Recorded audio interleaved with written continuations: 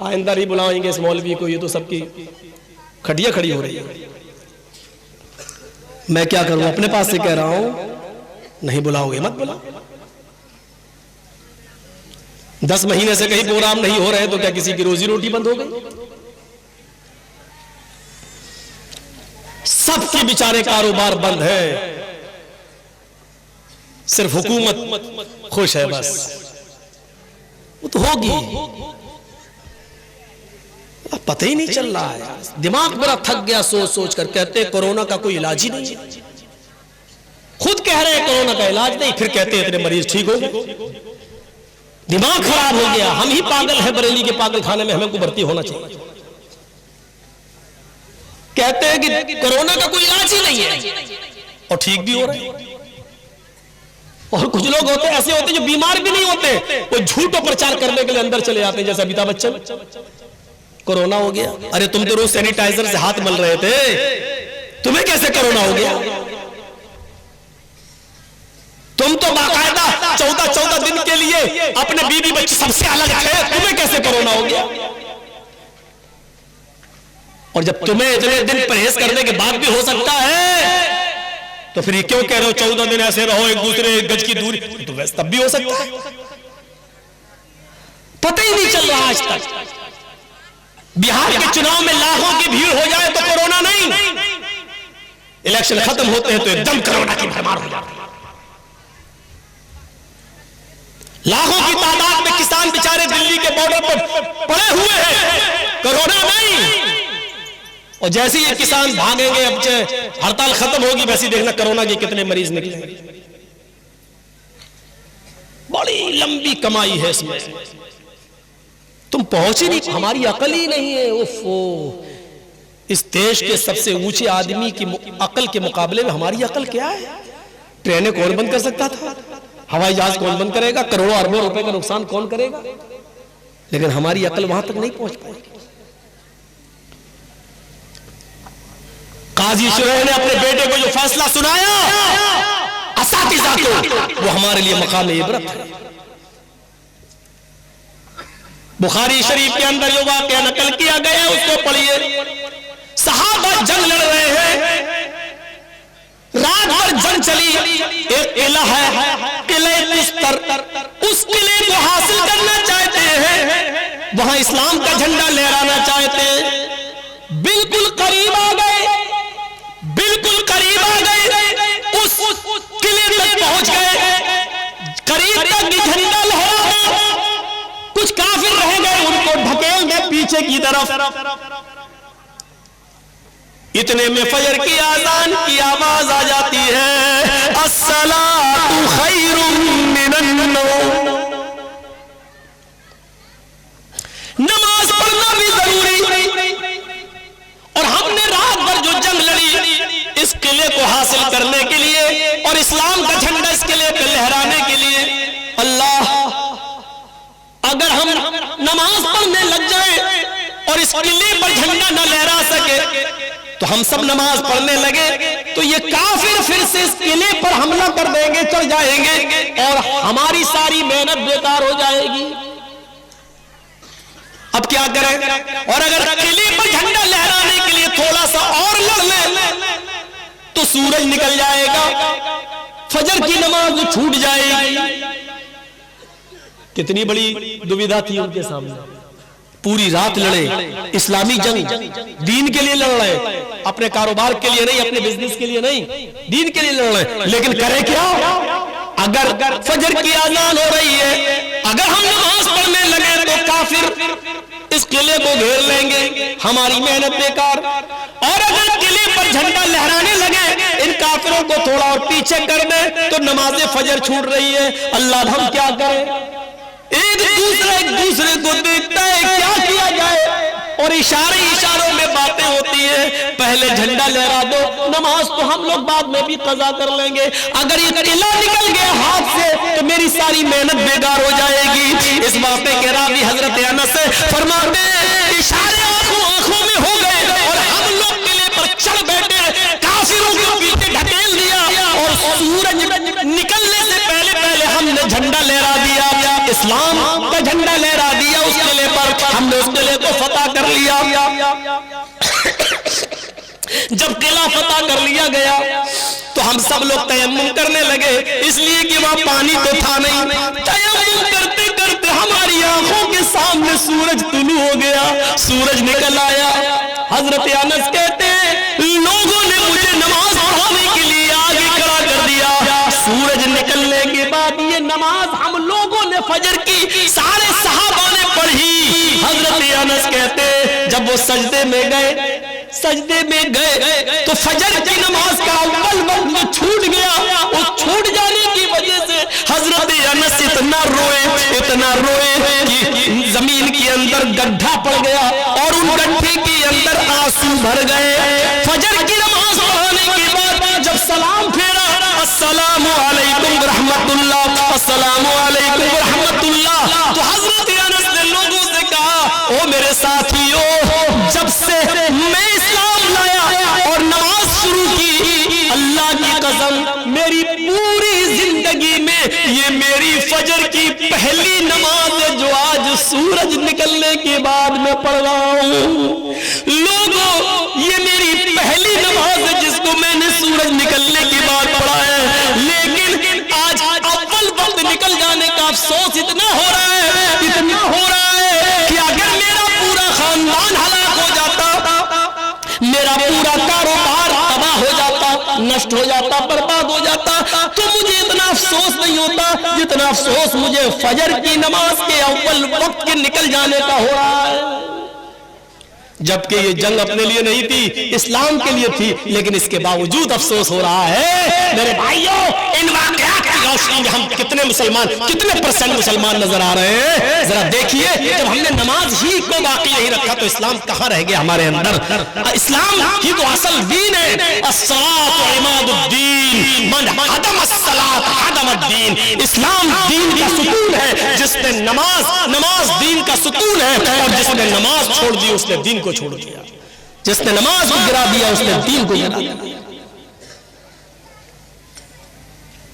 एक वक्त की नमाज कह रही है जिंदगी की मेरी पहली नमाज है जो सूरज निकलने के बाद मैं पढ़ रहा हूं। बारातों में आज आ रहे हैं, लड़की वाले के यहाँ चोर और डाकू बन के खा रहे हैं। आपने कितनी पंचायतें बिठाई है आपने उनके लिए? बस लड़का लड़की का मामला हुआ तो आप सरपंच हैं। नमाज का मामला होगा, मुआशरे में समाज के अंदर नमाजें छोड़ी जाएंगी तो आप मीटिंग नहीं करेंगे। मतलब आपके नजर में जो चीजें अच्छी होंगी वो आप करेंगे, और जो आपको रास नहीं आएंगी उन पर कोई मीटिंग नहीं होगी, उस पर कोई पंचायत नहीं बैठेगी। बास चीजें आपकी नजर में हलाल है और बास की कोई परवाह नहीं है। अगर पंचायतों का यह मकसद है तो जूते की नोक पे ठुकराता हूं ऐसी पंचायतों को। क्या मकसद है फिर ऐसी पंचायतों? गौर कीजिए, हजरत उमर फारूक फजर की नमाज पढ़ा रहे। सुनिए एक और दर्दनाक बात, हजरत उमर फारूक फजर की नमाज पढ़ा रहे। फिरोज नामी आदमी छिपा हुआ मजूसी, अबू लूलू जिसको कहा जाता है, खंजर को जहर में बुझाए हुए छिपा हुआ है। जैसे हजरत उमर ने नीयत बांधी अल्लाहू अकबर का, वैसे ही उसने बुझा हुआ खंजर हजरत उमर के पेट में मार दिया। वो खंजर जब निकाला तो उमर फारूक का पेट नाफ से लेकर, नाफ ये नाभि जिसको बोलते हैं, जब उसने खंजर निकाला तो खंजर ने उस नाभि से लेकर नीचे तक, यानी जहां शर्मगाह होती है पेशाब की जगह, वहां तक उस पेट को फाड़ दिया। जब तक उमर फारूक में ताकत रही नमाज पढ़ाते रहे और फिर बेहोश होके गिर गए। उनको लाया गया, एक सहाबी आगे बढ़े, उन्होंने नमाज पढ़ी। एक सहाबी पीछे से वुजू बना के आ रहे थे, उन्होंने अबू लूलू को भागते हुए देखा तो पकड़ने के लिए अपनी चादर उसके ऊपर डाली। अबू लूलू का पैर फिसल गया, चादर में फिसल गया और वो जमीन पे गिर पड़ा। उसने सोचा कि अब तो मेरी सजा भी मौत है, क्योंकि मैं पकड़ा गया। तो उसने वही खंजर अपने पेट में मार कर खुदकुशी कर ली और वो मर गया। सूरज निकलने के बाद होश आया, तभी बेटे हकीम बैठे हुए, कोई कह रहा है कि इनको दूध पिलाओ। हजरत उमर फारूक तो दूध पी रहे हैं, मुंह से दूध पीते, लेकिन जख्म इतना गहरा है कि वो पेट में दूध रुकता ही नहीं, पेट के रास्ते से, उस जख्म के रास्ते से वो दूध बाहर आ जाता है। हकीमों ने कहा शहद पिलाओ, उनको शहद खिलाया जा रहा है, लेकिन वो शहद पेट के रास्ते से बाहर आ रहा है, पानी पेट के रास्ते से बाहर आ रहा है। एक नौजवान खड़ा हुआ, कहने लगा अमीरुल मोमिनीन, आपकी हालत यह है, लीजिए मैं पानी लाया हूं, वुजू बना लीजिए। आप फजर की नमाज पढ़ा रहे थे, आप अभी 2 रकात पढ़ा भी नहीं पाए कि आप बेहोश हो गए, आप लेटे लेटे नमाज पढ़ लीजिए। हजरत उमर ने कहा क्या मैंने अभी नमाज नहीं पढ़ी फजर की? कहा नहीं, आप बेहोश हो गए। जल्दी से उन्होंने वुजू बनाया और पेट पर एक कपड़ा बांधा और खड़े होकर नमाज पढ़ी। लोगों ने कहा इसको अमीरुल मोमिनीन बैठ के नहीं लेट के पढ़िए, आपको खड़े होने की जरूरत नहीं, खून ज्यादा बह रहा है। फरमाया, अल्लाह के नबी ने फरमाया खड़े होकर ताकत हो तो खड़े होकर पढ़ो, और जब खड़े होकर पढ़ने की ताकत ना हो तो बैठ के पढ़ो, और बैठ के पढ़ने की ताकत ना हो तो लेट के पढ़ो, और लेट के भी ताकत ना हो तो इशारे से पढ़ो। लेकिन अभी मेरे अंदर खड़े होकर पढ़ने की ताकत है। बहरहाल उन्होंने पढ़ ली। खड़े होकर नमाज अदा करने के बाद जब बिस्तर पर लेटे तो एक ने पूछा, अमीरुल मोमिनीन, आपने तो इस हाल में नमाज अदा कर ली, आपने तो इस हाल में नमाज पढ़ ली, लेकिन आपके बाद अगर किसी और मुसलमान का पेट फट जाए, खाना पानी दूध शहद सब पेट से निकलने लगे और वो बिस्तर पर लेटा हुआ हो और वो इस हाल में नमाज छोड़ दे तो उसका क्या हुक्म है? इस हाल में अगर छोड़ दे तो उसका क्या हुक्म है? हजरत उमर ने कहा इस हाल में भी पढ़ना पड़ेगी अगर उसको होश है तो। पूछने वाले ने क्या पूछा? मुअत्ता पढ़िए इमाम मालिक की। पूछने वाले ने पूछा, अमीरुल मोमिनीन, मैंने ये नहीं पूछा कि पढ़ना पड़ेगी या नहीं, मैंने ये पूछा अगर इस हाल में, इतनी बीमारी में, इस मर्ज में उसका पेट फट गया हो और खाना पानी दूध शहद सब पेट से निकलने लगा हो, इस हाल में अगर नमाज छोड़ दे तो क्या हुक्म है? हजरत उमर का जवाब सुनो जो इमाम मालिक की हदीस मुअत्ता के अंदर नकल किया इमाम मालिक ने। हजरत उमर ने फतवा दिया इस हाल में भी पढ़ना पड़ेगी अगर उसको होश है, पेट फट गया, खाना पानी दूध दवा शहद दही सब पेट से निकल रहा हो, लेकिन उसको होश हो तब उसको नमाज अदा करना पड़ेगी। अगर उसने इस हाल में भी, होश में आने के बाद भी अगर नमाज इस हाल में नहीं पढ़ी तो ला हज़्ज़ फिल इस्लामी लिमन तरक अस्सलाह, तो उस आदमी का उमर की नजर में इस्लाम के अंदर कोई हिस्सा नहीं है, वो आदमी मुसलमान ही नहीं है जो इस हाल में नमाज छोड़ दे। इस्लाम के अंदर उसका कोई हिस्सा नहीं है। इस हाल में अगर नमाज छोड़ दे तो नमाज इस्लाम के अंदर हिस्सा नहीं है। सेहत और तंदुरुस्ती, हट्टे कट्टे मोटे ताजा होने के बाद इस हाल में नमाज छोड़ दो तो हम कितने मुसलमान हैं। हम किसी को काफिर कहने का हक तो नहीं रखते मेरे भाइयों, लेकिन सोचो तो अपने गरीबानों में झांक कर कि हम कितने % मुसलमान हैं। नमाज के ऊपर कुछ ज्यादा ही होगी, लेकिन होना भी चाहिए क्योंकि नमाज तो इस्लाम की बुनियाद है। ला तत्रुकन्न सलातन मक्तूबतन मुतअम्मिदन फइन्न मन तरक सलातन मक्तूबतन मुतअम्मिदन फक़द बरियत मिन्हु ज़िम्मतुल्लाह। चौथी चीज पर आइए जिस पर मुझे थोड़ा सा आपका टाइम लेना है। वला तशरबन्न खमरन फइन्नहु रासु कुल्लि फाहिशतिन, शराब को हाथ न लगाना कभी भी, इसलिए कि वो हर बुराई की जड़ है। सारी बुराइयों की जड़ क्या है? शराब। शराब के बारे में एक हुक्म नाजिल होता है। सुनिए, जब शराब हराम नहीं हुई थी तो मक्के के अंदर ये हुक्म नाजिल होता है क्या? वमिन समरातिन नखीली वल अनाबी तत्तखिज़ून मिन्हु सकरन व रिज़्क़न हसना। लोगों, खजूर और अंगूर में से कुछ फल ऐसे, खजूर और अंगूर जैसे जिनसे तुम नशा बनाते हो, तत्तखिज़ूना मिन्हु सकरन, जिनसे तुम नशा बनाते हो, व रिज़्क़न हसना, और पाकीज़ा और खूबसूरत रिज़्क़ भी हासिल करते हो। खजूर और अंगूर ऐसे खाओ तो पाकीज़ा, और निचोड़ कर अगर वो बना लो उसकी शराब तो नशा। लेकिन अभी हराम नहीं हुआ, सिर्फ अल्लाह ताला ने इतना कहा। जब आप मक्के से मदीना आए तो कुछ लोगों ने शराब के बारे में सवाल किया, जुए के बारे में सवाल किया। आयत नाजिल होती है, यसअलूनका अनिल खम्री वल मैसिर, ऐ मोहम्मद सल्लल्लाहु अलैहि वसल्लम, कुछ लोग ऐसे हैं जो आपसे जुए और शराब के बारे में पूछते हैं। कुल फीहिमा इस्मुन कबीर, तो आप फरमा दीजिए कि ये बहुत बड़ा गुनाह है। व मनाफिउ लिन्नास, लेकिन लोगों के लिए इसमें कुछ नफा भी है, कुछ फायदा भी है। शराब में कुछ फायदा भी है। फायदा क्या है मालूम है? उस जमाने में लोग शराब क्या पीते थे? हमारी तरह नहीं पीते थे।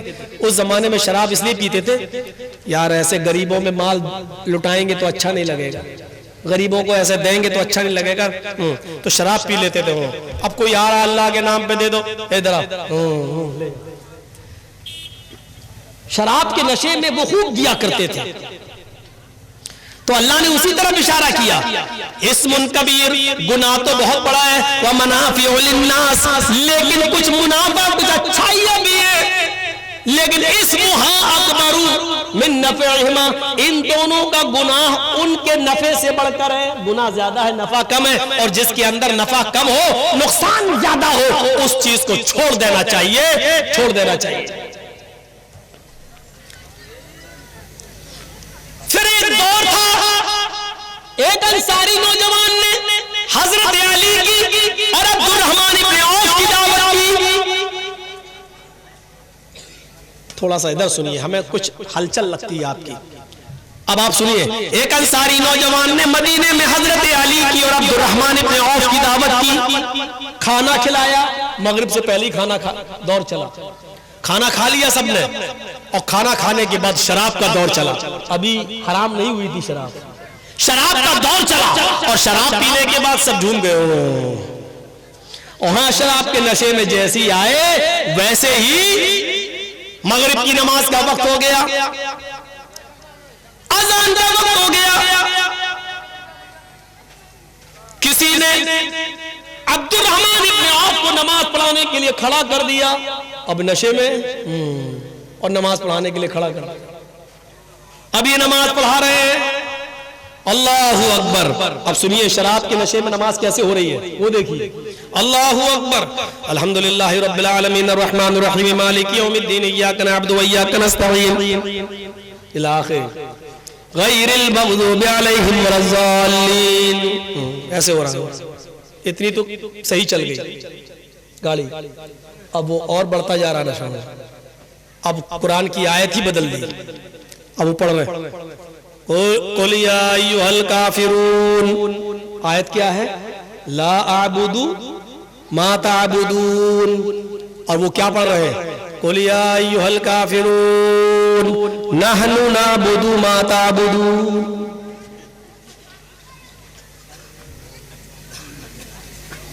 है क्या?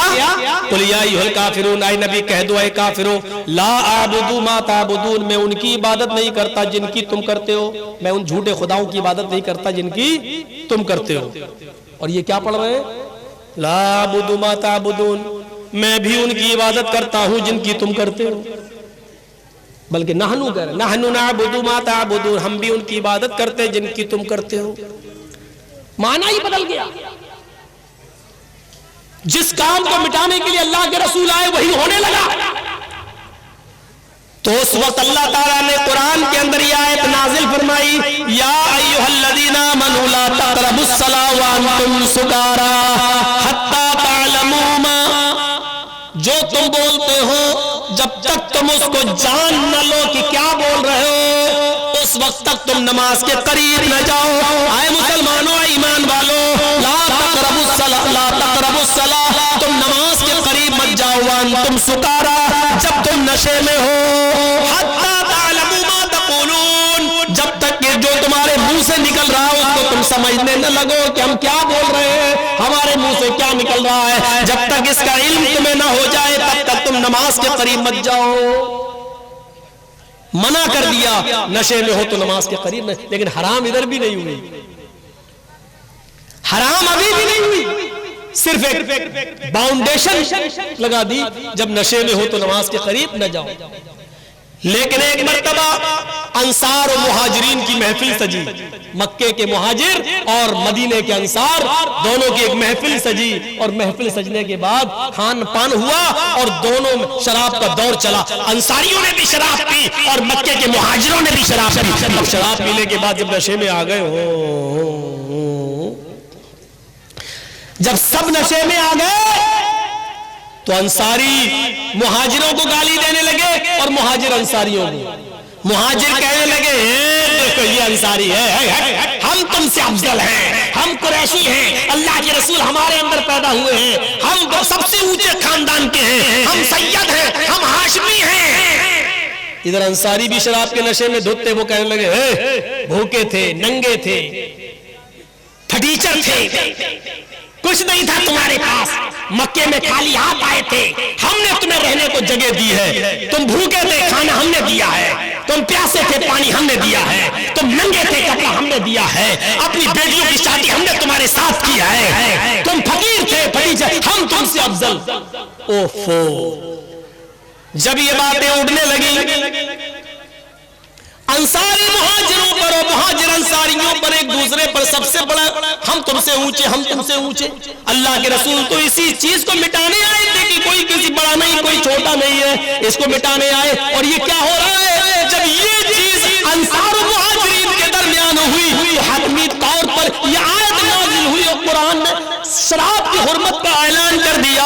इन्नमल खमरु वल मैसिरु वल अंसाबु वल अज़लामु रिज्सुम मिन अमलि शैतान फज्तनिबूहु लअल्लकुम तुफ्लिहून।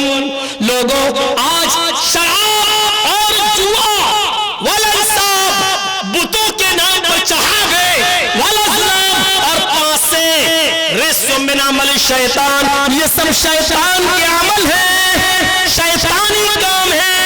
फज्तनिबूहु, आज के बाद इसको छोड़ दो, इससे बचो। लअल्लकुम तुफ्लिहून, अगर तुम कामयाब होना चाहते हो। आज बिल्कुल शराब की हुर्मत का ऐलान कर दिया, इतने दौर से गुजरने के बाद शराब की हुर्मत का ऐलान कर दिया। इसको तमाम बुराइयों की जड़ कहा है, तमाम बुराइयों की जड़। मेरे प्यारे साथियों, इनकी सजा के बारे में अगर आप गौर करें और ज़माने माजी के अगर वाक़यात को पढ़ें तो हमें पता चलेगा। हजरत कुदामा का वाक़या आपको याद होगा, सहाबी हजरत कुदामा ने बीमारी की हालत में, सख्त बीमार थे और बीमारी की हालत में शराब पी ली। चलो नींद आ जाएगी, बर्दाश्त नहीं हो रहा था उन पर, तकलीफ बर्दाश्त नहीं हो रही थी। और सुनिए, ये वाकया झंझोड़ देगा शराब पीने वालों को, अगर उनके अंदर कुछ गैरत होगी तो। हजरत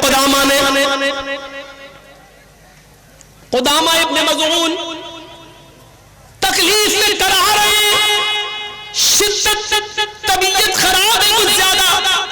कभी कभी होता ना, बहुत ज्यादा तबीयत खराब है तो लोग नींद की गोली दे दो भाई, सो रहे हो रहे, बहुत दर्द बर्दाश्त नहीं कर रहे तो नींद की गोली खा ली, होता है, डॉक्टर भी लिख देता है। यही किया हजरत कुदामा ने, सख्त तबीयत खराब, और उन्होंने तबीयत खराब होने की वजह से उन्होंने थोड़ी सी शराब पी ली कि नींद आ जाएगी, थोड़ा सुकून मिल जाएगा। जैसे इन्होंने शराब पी और सो गए, हजरत अबू हुरैरा रज़ी अल्लाह ताला अन्हु ने और कुछ बड़े बड़े सहाबा ने यह रिपोर्ट कर दी हजरत उमर को। अमीरुल मोमिनीन सख्त बीमारी की वजह से, तकलीफ बर्दाश्त न करने की वजह से हजरत कुदामा ने शराब पी ली। सुबह हो गई, हजरत उमर फारूक ने हजरत कुदामा को बुलवाया और कहा, तुम्हारे बारे में मुझे पुख्ता रिपोर्ट मिली है, सुनिए, बीमारी में पी, फिर भी हजरत उमर का उसूल देखिए। तुम्हारे बारे में हमें पुख्ता रिपोर्ट मिली है कि तुमने कल शराब पी ली थी।